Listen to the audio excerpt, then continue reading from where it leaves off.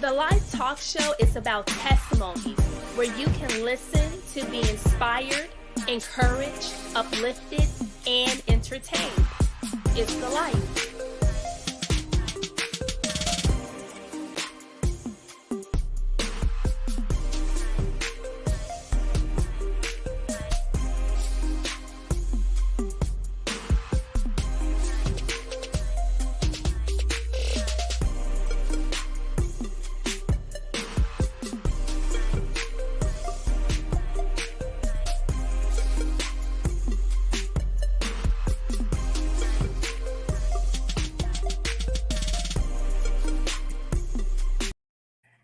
Good morning. Thank you so much for joining us. My name is Ashley Cotton. I am the host for the Life Talk Show. And today with me in studio, I have a guest by the name of Nikita Pogue. And so I'm so excited for her to be here. I followed her on social media. And so I've seen a little bit here and there about who she is. And so I'm very excited to have her on the show. And for you all that are watching from home, I want to thank you so much for spending your morning with us. I thank you so much for supporting the talk show, whether you follow the Live Talk Show on social media such as Facebook and as well as YouTube, for sharing, liking, and subscribing. I greatly appreciate it. I see you, and I don't take anything for granted. And so you know that this show is about testimonies. It's so important to be able to share our stories and to be transparent in that, because there are a lot of people around us, the harvest, right, that are going through. And so for those who have overcome, for those who have gone through, it may not be exactly what you're going through or what you went through, but the point is that there is a testimony. And so without further ado, Nikita Pogue is a native of Dallas, Texas, and is dedicated to her primary call as a mother of four, Holy Spirit to become, wait a minute now, hold on.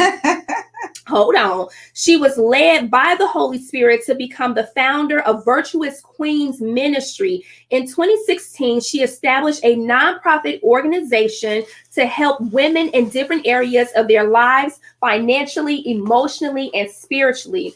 Virtuous Queens actively accomplishes its mission through ministering, teaching, outreach, mentorship, conferences, and hands-on interventions. In 2017, she launched Virtuous Divas Ministry for teenage girls ages 12 through 17. In 2018, Speak Out Loud was birthed to break bondage caused by domestic violence. And in 2019, Virtuous Kingdom came forth, and we humbly provide services to our community. God just recently entrusted her with a new vision, which will be released in May of 2021, King to King Men's Ministry. Her goal is to provide a platform for every woman and man who has overcome life's toughest storms so they may go forth and be fishers of men. Her vision is to restore the mind, body, and soul of those who have been broken. She also reaches women, men, and teens through motivational speaking, radio, various events, living by example, and teaching the gospel to those who cross her path. Her life is yielded to God. Her obedience emanates, am I saying that right? Wait a minute. A distinct beauty from within, and that sets her apart from others. I can really read. I really, really can. But thank you so much for coming on to the talk show. And so let's just get right into it. I want you to start from the very beginning of you, because there's so much to unpack. And so let's just go back to, your beginning. Okay. So my beginning starts at the very young age of 5. I was born before 5, I was born, I had febrile seizures. And so having febrile seizures, one of them almost took my life. So that was something that I had to endure as a young child, ages 18 months up to 5. At the age of 5, living with my mother, I was molested by her boyfriend. And so that took a toll on me as a young girl. And that's kind of where everything kind of spiraled and started. After being molested at the age of 5, my father, he got me and he raised me. And I'm thinking, oh my goodness, this is going to be a new beginning for me. And this is going to be great. And that was just the furthest thing. Mm-hmm. So my father was abusive. He was mentally, physically, and verbally abusive to me and my siblings, and to women. He would abuse women physically, verbally. And so even being in his care, um, he was dating a young lady that had two boys that were older than me. And one of the boys at the age of 10 decided he wanted to molest me. So I was molested again from age 10 to 12 every day. And that took a toll on my self-esteem as a young girl. You know, I had already had my innocence taken once. And so I was just going through these things, trying to figure out, you know, where my mom, she left, you know, I didn't know where she was, hadn't seen her since I was 5. Mm-hmm. And so just going through those different storms at an early age really, um, it started the platform of me being promiscuous. And so at the age of 15, I had a daughter. You know, I was pregnant at 15 and I just didn't understand what was going on and why I was out pregnant. Yeah. But it was just something that, you know, again, being promiscuous, trying to find love in all the wrong places, looking for, you know, that love that I wasn't getting from my father, looking for that trying to fill a void that I wasn't having with my mother being, you know, present. So went through that phase and dropped out of high school at 15 and just decided, okay, I'm not gonna, you know, complete high school. I'm just gonna, you know, raise this child. And so my grandmother took me in and she's like, she was an RN. She was like, no, you're going to finish high school. So she enrolled me back in school. So I went to school again. And during the time of her enrolling me back in school, she passed away. And I was living with her at the time. Yeah. So even living with her, you know, I had a decision: do I want to finish school, or do I just want to drop out completely? And so it was at that moment where I'm like, no, I'm going to make her proud. You know, this was something she fought for me to get back into. But at that time, I was pregnant again with my second child. Okay. I wasn't even 18 yet. And so went back. It was a self-paced school. I was able to, you know, focus. When I was living with my grandmother, she passed away. My step-grandfather that was married to her for 40 years said, well, she's gone and you have to leave, you and your child. I don't know where you're going to go, but I can't do anything for you. So I left. I ended up going back to my father's and I pressed hard. I graduated school. I graduated on time, even after dropping out for a year. Graduated with my class with more credits than I needed. And so that was my motivation. From then, I just kind of started seeking, you know, more for my life. So I went to college and started getting degrees and really focusing. In the midst of going to college and graduating, I ended up meeting a young fella. And, you know, I was with him, ended up getting married. We had 2 children together. And my life took a drastic change. This was someone that I loved and adored and thought that would cherish and, carry me through, and I almost lost my life a few times. He was physically abusive. He tried to run the car off the road with all me and my children in the car. I would be pushed down the stairs pregnant, 8 months. My head would go through the mirror. Like, it was just so many different situations and scenarios that I endured in that particular marriage. When I seeked help from my father, by him being abusive to women already, he said, well, that's your husband. You know, you married him. It's nothing I can do. And so I didn't have the help that I needed going forward to try to get it even out of that situation. So, I promised, talk to God, and I was like, God, if you can get me out of this situation, I promise I'll never go back. I promise. So at that point, did you previously have a relationship with the Father? Did you know anything about, let's say, religion before you actually came into your own knowing and understanding of Him? At that point, I was raised in church, but didn't have a personal relationship with Him. Okay. Yeah. So at that point, I knew of Him. I went to church. That's where we kind of grew up in church. And, I knew of Him. I knew that I would pray and things like that, but I didn't personally have a relationship with Him. Mm-hmm. And so, at that point, I was really lost. Really trying to find myself. Got out of the marriage. And now, how did you get out the marriage? Because from that point, when you go up to the Father and say, God, if you can do this for me, yes, it's like that's the hook. And he's like, okay, now that I have your attention, yes. what's the next thing? So that particular prayer happened, and not even 10 minutes later, we get a knock at the door. And the guy downstairs was telling my husband at the time, hey, I need your help. I need your help. Like, we have to go. And he didn't want me to call the police. So he ended up taking my battery out the phone and taking the battery with him. And he was rushing him. So they immediately left. He left my car keys. And that was it. I was like, thank you. And so I rushed in. I got my children. I got in the car. And we ended up getting away that day. The next day I knew he had to work. So I was going to go back. I planned to go back and get the clothes. And you know how they say out of the mouth of babes? Have you heard that? Yeah. So I went back to get my clothes, and they were literally, I went to get the kids' clothes first. So I'm getting all their clothes, grabbing it, taking it to the car. And my clothes were already in a pile. So I'm like, oh, he just took the liberty of packing it for me. I literally picked up the clothes, and they were shredded. He shredded, like he cut all my clothes up. Like every piece of clothing that I owned, he cut it up. And I just started to cry, broke down. And my 5-year-old at the time said, Mom, it's okay. You're still alive. Mm-hmm. You know, you still have your life. Mm-hmm. And I just couldn't believe. And, at that moment, I was like, you're right.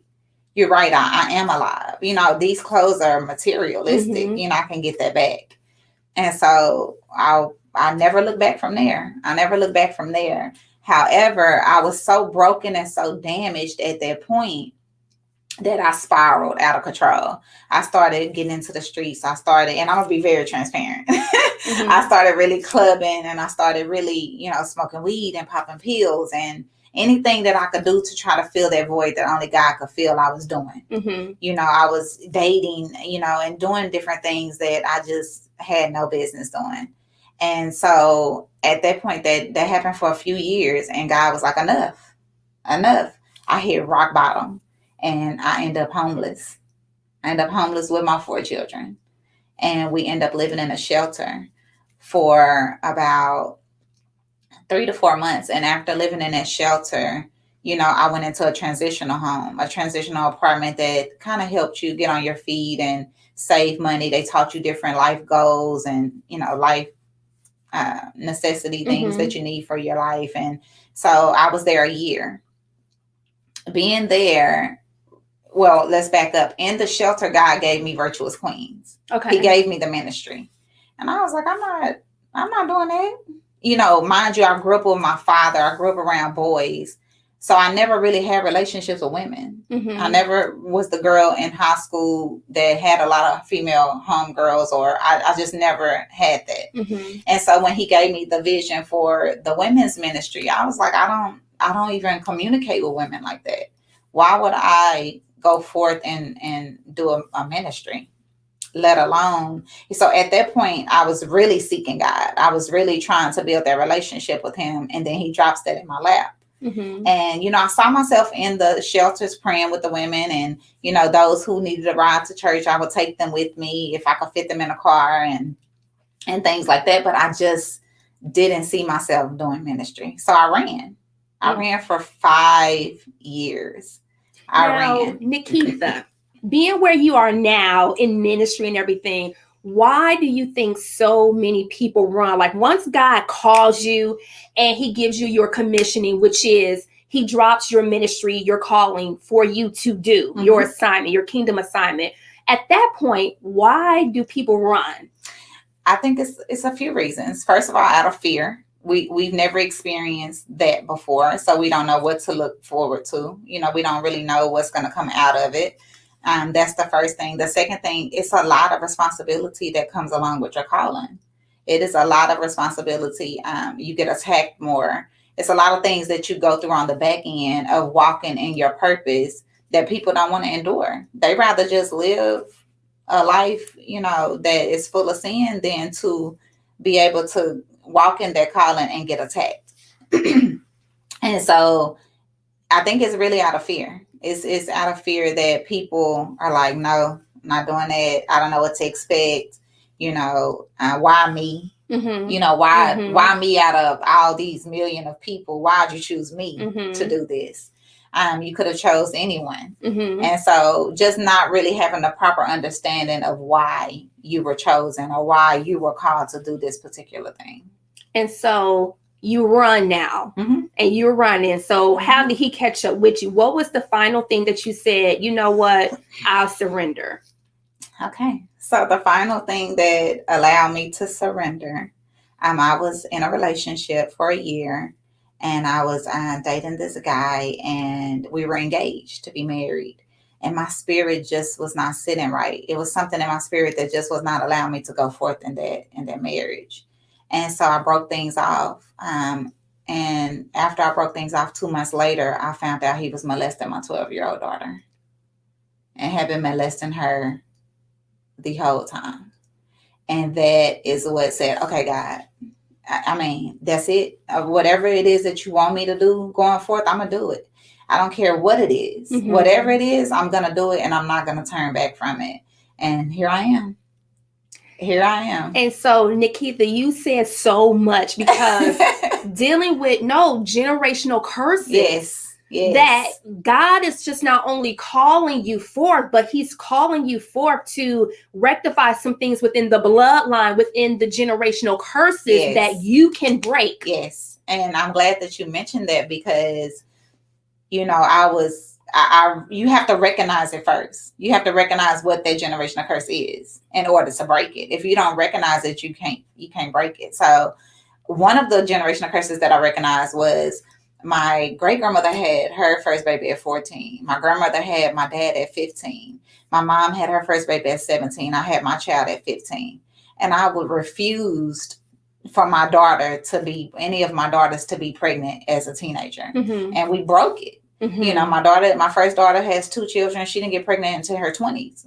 And so that was one thing that I broke. And the same with that, I didn't recognize that as a generational curse of molestation. And I don't even know how far it goes back. I don't know who was molested before me. And so, I am very tuned in with breaking generational curses and, being the one, because it only takes one. It only takes one in the family. That's right. And so being the one that's going to go forth and break those generational curses of poverty, and how my family views spending money and finances, and like you said, molestation and broken marriages and marriages that are not lasting. It's so many different things if you look at your family that are just kind of spiraling into and can go into your life. And like, my mom's been married 6 times. I refuse. Like, I refuse. No. I refuse to go down that path. So yes, recognizing those generational curses and breaking them is a necessity. And so how did you break it? Like, was it a prayer? Was it with fasting? Oh, yes. What was the spiritual tools that you use to break it off of your generation, off of your children? So it definitely is with prayer. It's with fasting. It's with seeking. I mean, it's with constant prayer. It's not like just one prayer. Right. It's constantly, you constantly praying, you constantly covering, and you leading a different lifestyle by example to let your children know you don't have to do this. So you start planting seeds into their lives, or, especially like when it comes to poverty, start planting those seeds of, that's not how, we're not going to live in bondage. We're not going to live, as slaves. We already been set free. So making sure that they change their way of thinking and how they view things going forward in their life, so that they can make those proper decisions as young adults to go forward the way they need to. So yes, definitely prayer, fasting, like not just a one-day fast. Like really fasting, really seeking, really asking God for knowledge and understanding on those things going forth, because it does not have to continue. Like it does not have to continue. You don't have to be the bitter woman, that you saw your mother be, or you don't have to be the angry person because you saw your dad be that way, or you don't have to live in poverty because you you saw that's how your parents paid their bills from paycheck to paycheck. You don't have to live that way. It's a choice. And so just making sure that you are conscious about that choice and making different decisions to go forward. And where are you today as far as your dynamic, your relationship with your parents? That's a good question. So my relationship with my parents are great. My mom just recently was living with me last year. She just moved down in December and got her own place. So she was there a year, and we were able to bond. I was able to pour in some things into her that she needed with her walk. And my father, me and him are at a good place now. I was able, at 18, I was able to get some things off my chest. He never knew I was molested. It was just, I just kept it to myself. And at 18, I was so angry at him. And I was like, you just let this happen. And it's not that he let it happen, because he never knew it was happening. Right. So I was able to get that off my chest and, express how I felt about those things. And we're at a good place. We're at a good place right now. I mean, even yesterday, and like I said, we're constantly under attack. So even yesterday, I literally almost forgot about the show today. Yesterday was so much that it just slipped my mind, and I had to snap back, and God was like, no, the show. And I'm like, oh, the show. Yes. My mom tried to commit suicide yesterday, and she took a bottle of pills, and I was an hour and a half away at work. And she texts me, and so now I'm panicking, and I'm trying to. We huddle up at work, and we're praying for her, and I'm sending the ambulance and the police to get her. And now I'm leaving work trying to rush to get her to to get to the hospital. And it was a lot. It was a lot to even deal with in that moment. But after she came off of the pills and realized what she had done, she was remorseful, and she was like, oh my God, and she started to become herself. But at that moment, she was just depressed. She's been dealing with cirrhosis for years, and now she's in stage 3. And she just found out Monday.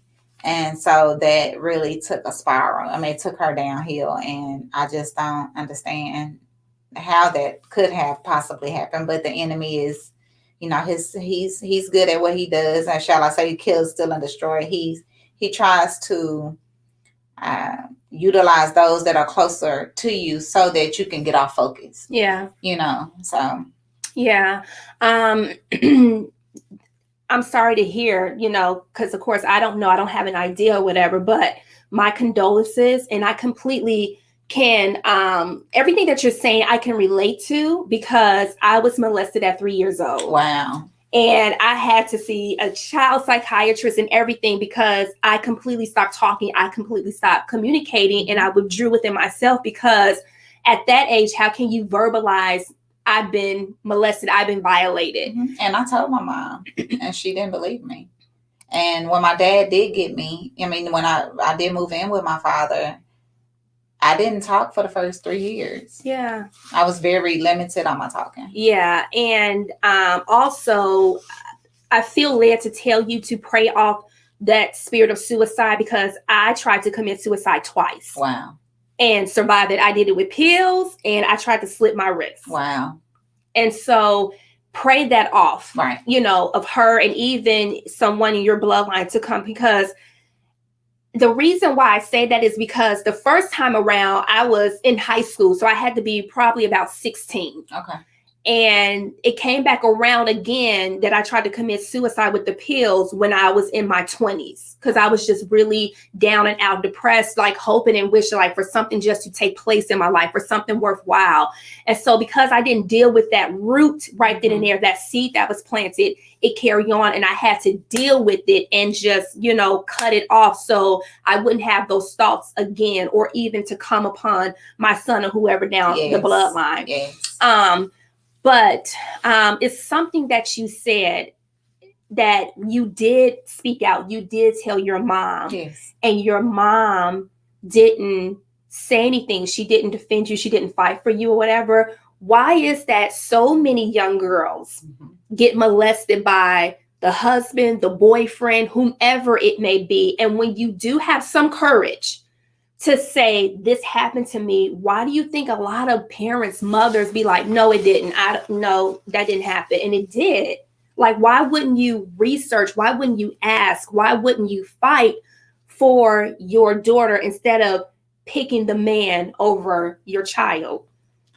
Well, I think that in that situation, because it was different in my situation, I immediately went to the police, and he, got served 20 years. Okay. So it was different, I guess, and it may have been different because of what I experienced as a child. Mhm. I experienced that rejection, and so I didn't want to be that parent that was, being dismissive or not believing the Mhm. story. And so I think that, and that's a good question because, people do things for different reasons. But it could be just because of the lack of love for themselves, and they feel like this man really loves them, and how he will never do that, or she's already acting out, so she's probably just lying. It just depends on the state of that child as well, and where that child is. Is it a child that's already promiscuous, that's already acting out, and she feels like the child is trying to get attention? Is it that she loves this man, or really just can't see past his faults? Yeah. It could be a number of different reasons. But I definitely agree with you. Is do the research, like, make sure that the child, I mean, it is children out there. Mhm. I'm not saying it's not, that will make something up like that. Yeah. I have a friend that shared with me that, that happened with him, and a child made it up on him. So that was a family member. And so it is children out there that do that. I'm not saying all children do that, but Right. some children are seeking attention, and their mom is so wrapped up in that guy, they feel like that's the only way to get rid of him. Mhm. Or and sometimes it's true, and it's happening. And I didn't see any signs, so I can't really say that, oh, you need to look for the signs, because it may not be signs. Yeah. I mean, when I first heard it, I was like, huh? Like, I was lost too. Like, and God revealed that to you. He told you that. Yes. God, my spirit just was not sitting right. And so when my daughter eventually opened up about it, when she would give me the scenarios of, okay, you remember this day? Like, I remember that day like it was yesterday. I was like, yeah, I remember that day. Yes, I remember, because if I would leave the house, and okay, you remember when you came back, it happened then, right before you came back. So I would remember it, the exact moments that she was giving me. And I was like, wow, this is man, it was beyond me. I just couldn't understand. And, I had to come to a point where I had to forgive. That was the hardest thing that I had experienced in life. I mean, I went through molestation and being in an abusive marriage twice. Mm-hmm. My last time, my head went through the wall, and that was right before. That was right after I went through that with my daughter. Mm-hmm. I was married maybe 2 years later, and the guy that I married put my head through the wall. And so, even after going through that situation, I just had to really dig deep. I really had to dig deep and find who God created me to be. But it's, when she was explaining those things to me, it took me back to, okay, yeah, this happened, and I have to make it right. And what did you do? Like, in that moment, did you want to kill him? Did you want to hurt him? Did you put the watchdogs out on him? Because I'm telling you, listen, all religion, whatever, it's going to go out the window. It's going to be real. It's going to go out the door, and I'm coming for blood. It did. So he didn't know I knew. And, religion went out the door. Like, I literally had thoughts of setting him up. I had thoughts of, okay, I'm gonna just call him over here when he goes to sleep. I'm gonna hurt him. My thoughts were just so rampant. And I just couldn't believe I was thinking those thoughts. Yeah. I hadn't pushed ministry yet. I still was seeking God. Right. And this was a guy that was going to church with me every Sunday, crying in church, like praying. And like, this was a guy that was literally a wolf in sheep's clothing. Like, God showed me the true meaning of a wolf in sheep's clothing. If you have never seen it before, I've seen it then. Right. And so I had thoughts. My brother, my brother's like, just let me, my brother ended up finding out where he was. And I'm like, no, like, I did not want that blood on my hands. Mm-hmm. I just did not want that blood on my hands. And so I just told him, no, we're going to allow God to do it. As hard as it was to just say, we're going to allow God to do it, it's allow him to take the wheel, take please, the car, take the whole take car. It all, God, because right now I just don't know what to do. I'm going to get in the trunk. Take the car. And so, yes, it was moments where I felt like, I wanted revenge. And I went through those revenge phases of, because he was living his life like, he was on a run for like a year and a half before they even caught him. So he was out living his life. Like, I would see him different places, living his best life. And like, he didn't touch anybody. And I'm like, wow, okay. So yes, it was moments that I was angry and I cried for 3 months and I asked God why. Why did this happen? I already went through it as a child. Yeah. Why? And that's the worst feeling in the world, to not be able to protect your own child. Mm-hmm. And so, God finally, after 3 months, God finally answered, and he said, it's not for you to understand why. You don't understand why people kill people, do you? And I'm like, no. He said, well, it's not for you to understand, and that it dawned on me like, wow, it was demons this guy was dealing with that I just didn't know about. Mm-hmm. It was demons and things that he was dealing with, as far as, because I remember him telling me when we were talking that he had been molested by one of his boy cousins when he was young. Dang, so this is a perpetual, continual thing. And one thing that I want to deal with is it's sin. Mm-hmm. When sin is in the camp, anything goes. It's like an open door for Satan just to come in and wreck shop if you do not handle it. But the thing is that having the tools on being able to uproot it and handle it, because most of the time when people when people do molest other people, chances are that they've been molested. Yeah. And you got to understand, hurt people hurt people. Exactly. Mm-hmm. And it's a spirit. Mm-hmm. And if that spirit is not cast down, if it's not prayed off, it's going to continue on. Absolutely. And so that's what brought me to the forgiveness part of it. Because I had to understand that we're fighting a spiritual battle. You have to get out of your physical and your emotions for the moment, mm-hmm. even though that's a very hurtful situation. I didn't mm-hmm. eat. I didn't eat for. I was really doing bad. Yeah. But eventually when I launched the ministry and really started walking and fulfilling my purpose, it really helped me understand more. It helped me build my bond with God and build that relationship with him. And not just oh God, can you bless me with this? Like really digging deep and building that relationship with him. Mm-hmm. Not a surface, or let me go to him like he's I Dream a Genie and rub the lamp and can you bless my finances? And then when he does that, he goes back in and I don't go to him again until I need something else. No, it was really seeking him and really trying to find out, who I was in him mm-hmm. and who he had called me to be. So that's when I was able to forgive like that. It was hard. It was hard to forgive. But I knew that if I didn't, I would be in bondage. I wouldn't be able to be who I am today. Right. And forgiveness is so much for us versus the person, because it's a releasing that God is doing within you to get you where he needs you to be. Absolutely. And so within your ministry now, what exactly do you do? I know I read it in your bio, but just, for those who want to come to you, for help or whatever it is, what does your ministry consist of? So Virtuous Queens Ministry is a women's ministry where we're able to build a sisterhood. I'm all about building sisterhood, complimenting one another. And, we don't do that in our African American community. Right. Women don't. It's always a competition. It is, and it's not.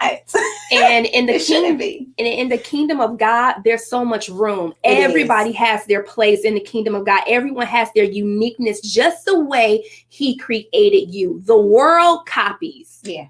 Absolutely. The world competes. Absolutely. But not in the kingdom, because you have your place. He'll put you, okay, you're here, you're here, you're here, and it all works together as one body in Absolutely, him. absolutely. And so the, Virtuous Queens is a sisterhood where we bond, and we have, conferences where, we're pouring into these different women. I did a prayer line for 2 years where women would call in, and, I would deliver the word, and I would open up the call at the end so they can share, what they learned from the message and how they can apply it to their lives, because we can't talk in church. We get the word, we go home.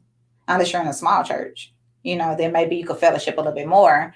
But if you're in a mega church, then you get the word, you go home. Yeah. And so I wanted them to be able to get the word and then express what they learned, or express how that applied to them and how they can use it going forward. And I gave them an opportunity as well to be able to share their testimony on what God blessed them with, for the week.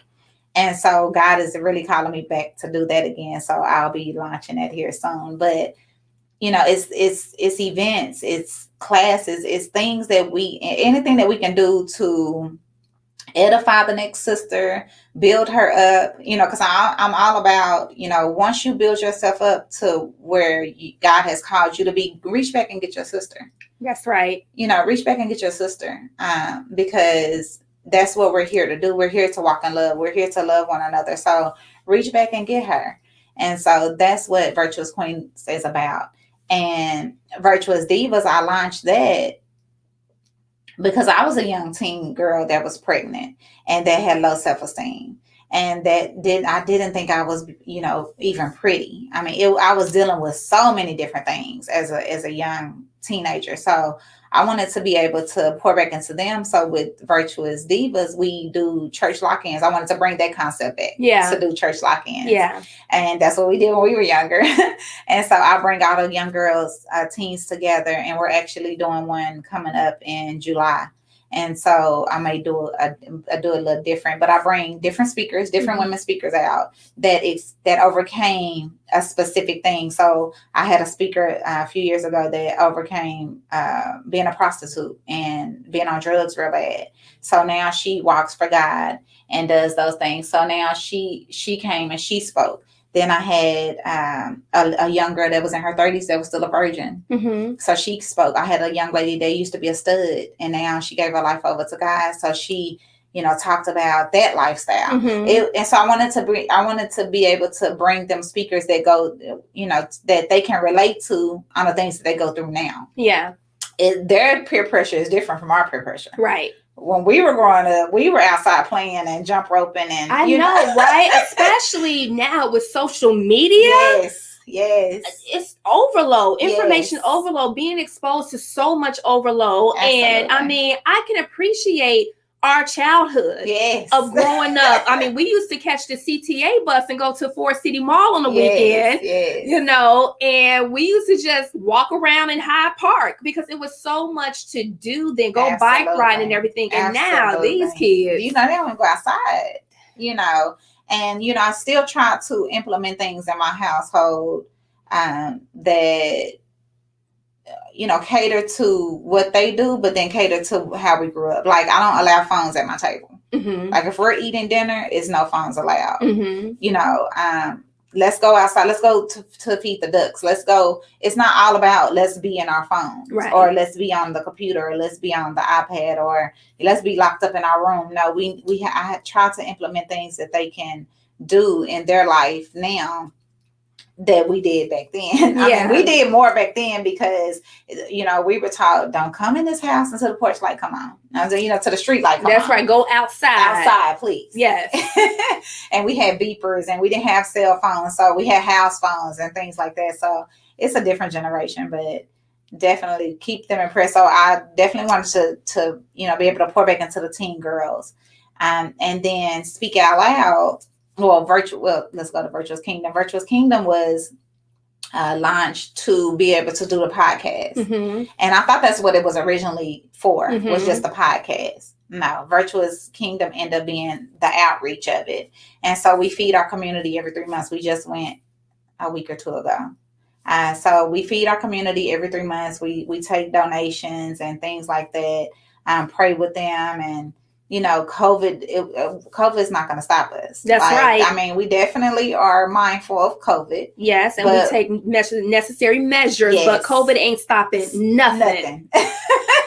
So yes, we still go forth even with COVID, and even with the tour, and I'll get to that in a second. We still going forth even with COVID. So it became the outreach. It became me giving away, doing back to school events for the young girls. I mean, well, the young kids, the youth in general.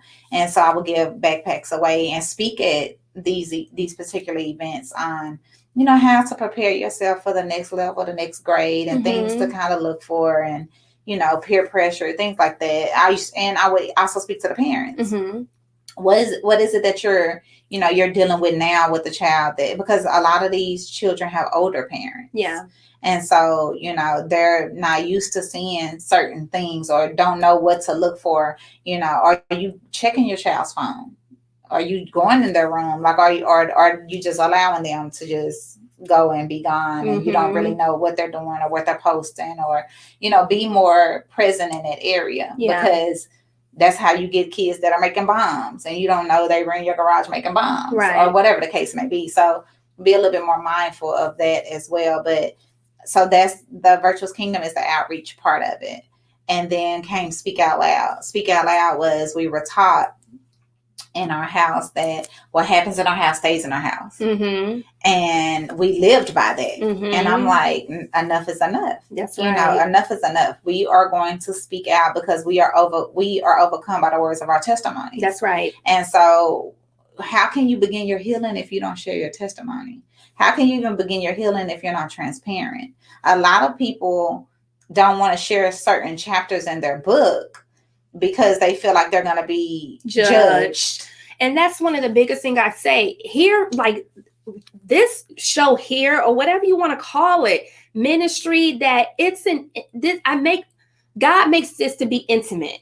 You know what I'm saying? Where it's personable, where I'm not sitting back and I'm just sitting back like this and allowing you to share your life, because there's a lot of intimate things that takes place in people's lives. But to say, listen, this is a place where you can be open, where you can be transparent. And I'm not judging, because in my book, I put it all out there. And he told me, write a book. He gave me the title of the book, His Life, My Testimony, back in 2000 and I want to say 10 or something. And I was living in Mr. Wright's home as a caregiver. I was cooking, I was cleaning toilets, I was, helping him, taking him to doctor's appointments. And yet God gave me the title for the book, because how can you expect for people to come onto your show, come onto his show to speak about their life thing, and don't nobody know nothing about you? And so when I was at Fishbowl Radio Network, I shared my testimony. I put myself out there because I want people to know it's about how much you have surrendered. It's about how much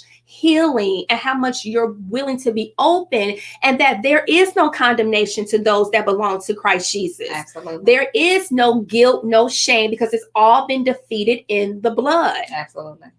Absolutely. So, we are overcome. So I wanted to be able to give. And I really thought, to be honest with you, with the Speak Out Loud domestic violence events that I started having, I really thought that was going to be my outlet to share my story. So the first 2 years I shared my story. I was one of the speakers. And then I had other speakers as well. And God was like, no, this is a platform that you're going to utilize to allow other men and women, because we just started, when we launched the tour, we have men on the team that talk about being sexually molested, that talk about being in domestic violence relationships, that talk about being the abuser and how they overcame that. So, we don't really hear men talking about it. So when he said that this is a platform for you to be able to utilize to allow everybody else to share their story. So I stopped speaking about my testimony and just allow that to go forth. And I sit in the audience with everybody else and enjoy the show. And they do an amazing job. My team is amazing at what they do. They support everything that goes forth. I'm super proud of them, and the healing that takes place even for them in the midst of the event. We think that, we're going to share and we're going to heal others. And we walk out the event like, man, that really helped me. Yeah. That really helps me as a person. So, even going forth and to speak out loud, we just won't be silent. We're not going to be silent any longer. We're going to share each and every time that we go through something, we're going to share. And so that's where we are with the Speak Out Loud. So we're on tour right now. We did Dallas. We just came back from Houston, and now we're going to head to Seattle next. So it's a 12-month tour, and we missed a month because of the snow. We were supposed to go to Houston, and we got snowed in Dallas. So we did miss a month, but we'll make it up somewhere. And I'm glad that you brought up the men, because before we came on live, we were actually, talking and shooting the breeze. And I know it's so much focus on women, and I can appreciate it because I'm a woman, right? And even with my nonprofit, the Life 14:6, God told me, he gave me Genesis 1:27, I believe, where he said, I created them both male and female, that oftentimes men get left in the shadows. Yes. Men get left out of everything because it's all about women and children. And with the nonprofit, I want to help single parents, but also the men too, because men need restoration. Men need to be restored as well. And we have a comment here, and I always want to highlight the comments. And Dr. Hugh A. Jenkins, he said, yes, how can you have a testimony without going through a test? Absolutely. Thank you for that. Thank you guys for watching and tuning in. But my point is that men get left out in the cold. And one of the things that I was sharing with you is that, there's going to be a woman conference coming up in August that I'm putting together, that I'm actually doing. And it's to restore the women, to get back into position, to restore the building, to restore the kingdom, which is us, the temple of God. Yeah. And like I said, I don't have no 5 ways to get rich. I don't have 5 ways to get a husband. I don't have any of that. What I have is the kingdom. That's what I'm focused on, is building the kingdom, building this temple here. Absolutely. Your heart, your mind, to be in alignment, to get you ready and in position with what God has for you, because there's an inheritance for you. And with the men, I want you to if you want to share on the conference that you have for the men, because I really believe that once women get in position and women know their worth and who they are in God, then we'll be able to restore and help the men to get in their rightful positions as leaders. Yes. And help them to be what God has called them to be. Yes, because absolutely. Women, we birth. Yes. Yeah, we carry, we birth. And so once we get our stuff together, the men will get their stuff together too, because we're going to help them to get there. Absolutely. Yes, I'm excited about this conference in August. So God gave me 2 months ago he birthed out, we're about to birth out another ministry. And when he originally gave it to me, I was like, what am I going to do with that? And so I was like, okay, I'm always the child that's going to ask questions. I know God just be like, oh me my gosh. too. I don't ever get an answer. I know I'm not going to get an answer, but I'm always going to be the one that's going to ask questions. And so I asked him, like, okay, but I'm always obedient. That's right. So regardless of him asking questions, he already knows I'm going to go for it. That's because right. I'm always going to be obedient and whatever he tells me to do. I was in an abusive marriage, left the marriage for 6 months. God told me to go back. And I was like, what? And I didn't realize then why he told me to go back, but now I realized why he told me to go back. And just a sidebar, why did he tell you to go back? I want to know, like, wait a minute, you got out and he said... Yes, and he said go back. And it was because the proper closure didn't take place. The proper closure needed to take place. He needed to reveal some things that I hadn't seen, and he was able to reveal in those moments. And so I didn't understand, like I cried, like literally cried so hard. I did not understand, why would you want me to go back, and I did. Again, I'm the obedient child. Yes, right. So I did, and was obedient, and I believe obedience is better than sacrifice. I believe in being obedient, God honors that. And so now I'm living my best life. I'm living going into my second half. I'll be 40 in 10 days. So I'm going into my second half where God he's blessing me extreme, like abundantly. And so more than I can ever ask. So yes, that, so even in being obedient, I'm saying that to say I'm being obedient with this new thing that we're about to birth out. So we're about to birth out a men's ministry, and it's called King to King Ministry. And I wanted to, God gave me the name, like he gave me all the other names.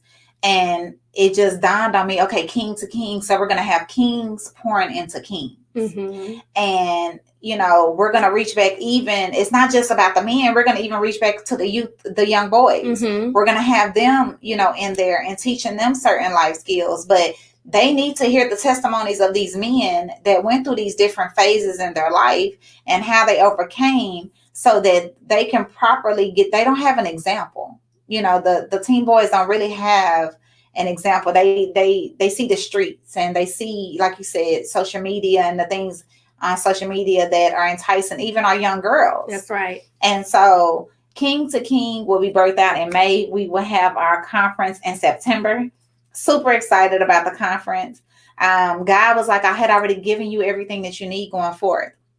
And when I started looking around me, I had already had a team of men. Mm-hmm. And I was like, okay, you're right. And so, so he gave me a team of men to go forward. They're super excited about what's about to take place. I'm super excited just to even see them get in position. That's right. And to take it a step further and to carry that torch. Even though I'm the visionary of it, it's not meant for me to carry out. I mean, it's meant for them to go forth.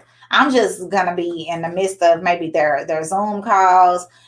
Most of the events I won't even go to. Like the event in September, I won't even be at, because I purposely made that the same day of my women's retreat. Mm-hmm. So we'll be doing women retreat, mm-hmm. Our women's retreat, while they're doing their men's conference. And so I'm super excited because our men have to learn. Not learn, but just get in position on how to treat women, and how to be the head up under God and allow God to completely take control. I think, and I'm not a man, I can only speak on what I think. I think that a lot of men don't completely surrender. They surrender in one area, and we do it too. Mm-hmm. But we don't want to surrender in another area. Mm-hmm. And so completely, with him being the head. Because think about it, if the enemy could take the head out, everything under that is going to fall. That's right. If he could take the head out of the house, the whole foundation of it is going to fall, because God created it to be an order, a divine order. Yes. And so if he can go forth and take out the head, women that are in marriages and in relationships, pray for your spouse. It is essential for you to keep him covered. It's essential for you to go forth and keep that man covered. As he protects and covers you, of course, but men deal with things that we don't deal with. They already have, especially our African American men, they already have the odds against them. They have to deal with so many things outside in the world, mm-hmm. and then now they come home and have to deal with certain things. So we have to keep our men covered. But I'm excited about what's going to go forth with King to King's ministry. Amen. And I'm excited too. So we got the women's conference coming up in August, and then men's conference coming up in September. Yes. So yes, definitely. So right now I'm about to switch gears. As you all know, this is my fire rapid questions. Okay. And so fire rapid. Yeah. So this is like icebreaker, like something fun, Okay. And so the first one is, what is your favorite verse in the Bible? Oh, girl, I got so many. Oh my goodness. My favorite verse in the Bible is that I have came so that you may have life and life more abundantly. I don't think a lot of us are living abundant lives. Mm-hmm. And so that means so much to me, because he came and sacrificed so that I may go forth and have abundant life. So that's definitely one of my favorite Number verses. 2, how do you get into the presence of the Lord?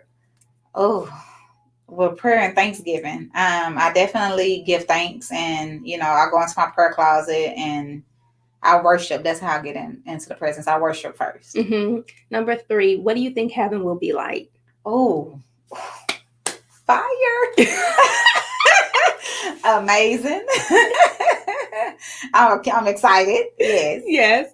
Number 4, Who would you like to meet in heaven? It could be from the Old Testament or New Testament. Well, see, at first I wanted to meet Eve because I really had some worries for her. But then I'm like, no, I'm going to let Eve make it. That's good. Probably Paul. Wow, Paul. Yeah. Yeah. Number 5, given the opportunity where you're in your small, quiet, intimate setting and God manifests himself to you face to face, what would you say to him? What would that conversation be like? Oh, man. I can't, if I had 1,000 tongues, I couldn't thank you enough. Like, if you don't do anything else for me in this moment in my life, God, I'm grateful for what you've already done. I'm grateful for what you brought me through. I'm grateful for the testimonies and the trials and each and everything that I've endured. And I'm grateful for you not leaving my side and being right there with me through it all, even when I thought I was alone. Mm-hmm. So I'm thankful that you chose me, because Mm-hmm. who am I? Who am I to be chose by you? So that would be that conversation. Which leads me to my bonus question that, and you pretty much already answered it, but not knowing what lies ahead, not knowing what you're going to be walking into, right? Because we always say from glory to glory to glory, yes. There's going to be testing. Yes. And we don't know what is to come. We don't. But through it all, from the past to the present, where you are now, through it all, will you still continue to be in a relationship with him? Can you still say, I will surrender and your will be done and not mine? Absolutely. Absolutely. I wouldn't have it any other way. When I made that decision that day to go forth and not look back, it's just whatever he desires for my life, I'm going to allow his will to be done regardless. I mean, it could be from picking the next house that I'm in, or picking the next car that I drive, or, I mean, it could be as little as, where should I go or travel, or where should I go next? I mean, every little thing I go to him with just to get clarity on things, because it's never about my will. My will lead me the wrong way every time. So I refuse to go back and to look back. So, any final thoughts that you want to say to the audience that's watching? Stay inspired, stay encouraged. This is not an easy road. He said that it's not to the swift, but it's to the ones that endure. So continue to endure and know that you're not in this alone. Know that he's right by your side. Know that he has placed people in your circle that are there to strengthen you, to pour into you, and to build you up. So just know that it's worth it. It is worth it in the end. It is worth, going through these different things in life to be who you are becoming. And he's not done with you yet. He's still molding you. He's still, building you up to who he's called you to be. So just imagine what that looks like. Imagine that everything that you went through is a lesson. It's not a loss. Everything is a lesson going forth, and just learn from those things. Get rid of extra baggage. Anything that does not need to go forth with you into the next level, please remove that, because it's weighing heavy on you and it's not meant to be there. So pray, continue to seek, ask him, for help. He loves to help.